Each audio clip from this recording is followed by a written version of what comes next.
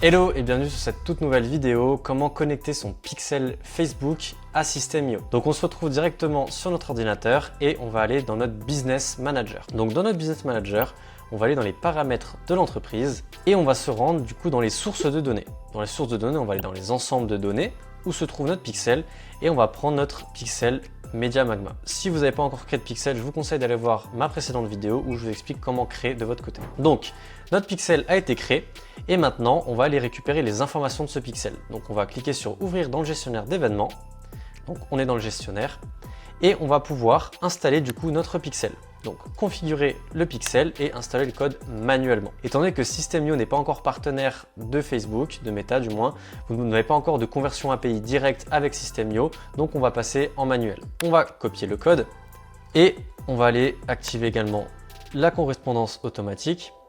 Voilà, et maintenant on va se retrouver sur System.io. Donc là j'ai créé un System.io exceptionnellement pour vous le montrer. Et du coup voilà, j'ai créé un funnel de vente avec une page de capture, un bon de commande, donc une étape de paiement, et du coup la page de remerciement. Vous avez besoin de ces trois éléments si vous voulez parfaitement traquer différents éléments de votre funnel. Donc première chose, on va se rendre sur la partie pop-up. On va cliquer sur modifier la page et on va cliquer sur les paramètres. Tout en bas, on va aller du coup sur la partie modifier le code d'entête. Donc c'est le header en anglais. On va aller copier-coller notre pixel qui a été copié auparavant. Voilà. Et on enregistre. On quitte cette page et maintenant on fait la même chose sur chaque page.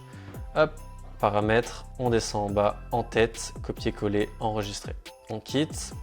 Donc là c'est très important parce que c'est pas une conversion, ce n'est pas un événement de conversion, c'est le pixel, donc c'est la banque de données.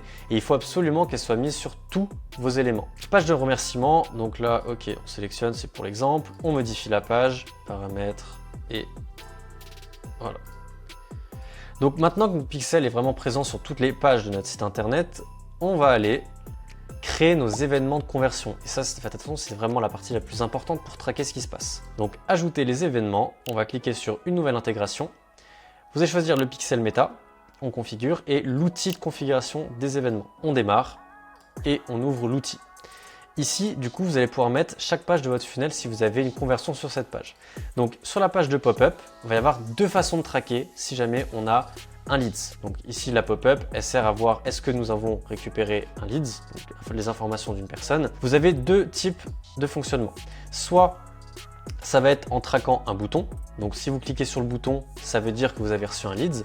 Mais parfois, il peut y avoir des problèmes. Un problème de connexion. Et au final, les gens, ils ont cliqué sur le bouton, mais ils n'avaient pas donné les bonnes informations. Donc on ne peut pas le comptabiliser comme un lead. Donc ce que je vous conseille, ça va être de faire par rapport à l'URL. Si les personnes arrivent sur le bon de commande, donc qu'ils ont passé la première étape et qu'ils arrivent sur le bon de commande, c'est qu'elles ont rentré leurs informations et que les informations étaient correctes.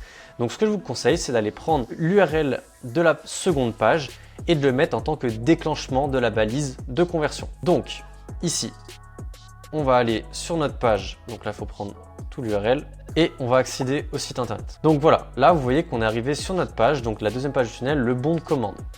Donc une fois que les personnes sont arrivées ici, c'est qu'elles ont déjà rentré dans l'opt-in, c'est qu'elles ont déjà mis leurs informations, donc c'est comptabilisé comme un leads. Donc ce qu'on va faire, c'est qu'on va suivre un URL. Ici, quand l'URL est égal à ça, donc notre URL actuelle, ça veut dire que les personnes, elles ont déjà rempli en tant que leads. Donc l'événement de conversion, c'est un lead, un prospect, une fois qu'elles sont arrivées ici. Et actuellement, voilà, c'est des leads qui n'ont pas de valeur, donc on met ne pas inclure de valeur. On confirme. Donc dès qu'une personne arrivera sur cette page, elle sera comptabilisée comme un lead. Voilà. Ensuite, admettons que la personne rentre ses informations de paiement, etc. et elle achète. Si jamais on clique sur le bouton acheter, et ben c'est pareil, le même problème qu'avant, on aura peut-être des gens qui auront des refus de paiement, un problème de connexion ou autre qui fera que ça aura comptabilisé un achat alors que c'est pas la réalité. Nous, ce qu'on veut, c'est le nombre de personnes qui sont arrivées sur notre page de remerciement.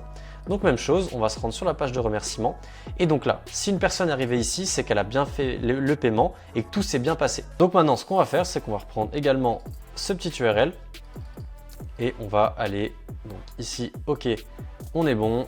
On peut faire terminer la configuration et on va relancer un nouvel événement. Donc on refait la même chose, ajouter le pixel méta, hop, outil de configuration des événements et maintenant avec le dernier URL. Donc voilà, ici on voit que vous êtes inscrit. Donc ça montre que c'est un achat. Donc cette fois-ci, un URL. Quand l'URL contient ça, nous, on veut que ce soit considéré comme un contact. Et du coup, voilà, on a notre premier contact qui est accepté. Et du coup, dès que chaque personne arrivera sur cette page, on aura un contact qui sera déclenché. Très important, il faut qu'il y ait un bouton qui soit activé. Si vous n'avez pas de bouton disponible sur la page, vous n'aurez pas accès à cette option d'URL. Donc très important de le rajouter. Ajouter un bouton fictif, rediriger vers votre page Instagram, peu importe, mais il faut qu'il y ait un bouton. Et comme ça, vous allez pouvoir comptabiliser comme un contact.